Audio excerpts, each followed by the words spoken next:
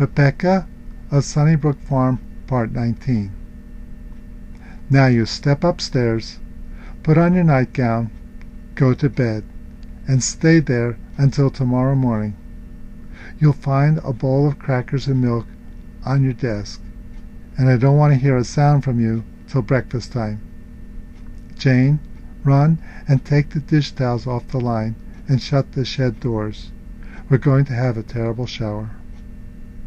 Rebecca walked up the back stairs wearily, closed the door of her bedroom, and took off her beloved pink dress with trembling fingers.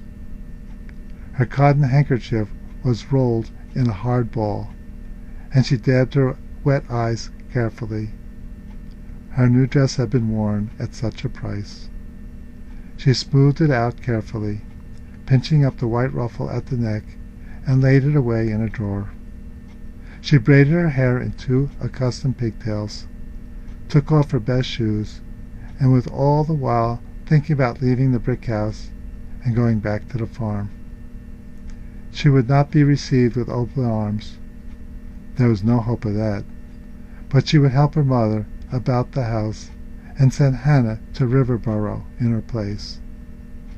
She sat by the window, trying to make up some sort of plan, watching the lightning over the hilltop and the streams of rain falling down. Rebecca thought there was no hope of pleasing Miranda. She would slip away now and see if she could stay all night at the Cobbs, and be off the next morning before breakfast. She would go to Maplewood on the stage the next day with Mr. Cobb, and get home somehow from Cousin Anne's. On second thought, her aunt might not allow it. Very well, Rebecca put on her oldest dress and hat and jacket, and then wrapped her nightdress, comb, and toothbrush in a bundle, and dropped it softly out the window. There was nothing that could have stopped her now. She heard the sound of the sewing machine in the dining room, and the chopping of meat in the kitchen. So, knowing both her aunts were busy, she scrambled out of the window, jumped to the porch, and running up the road in the storm before she had time to arrange any details of her future. Jeremiah Cobb sat with his supper at the table by the kitchen window.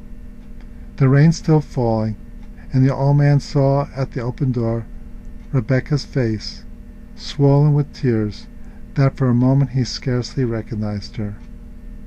Then, when he heard her voice asking, "Please, may I come in, Mr. Cobb?"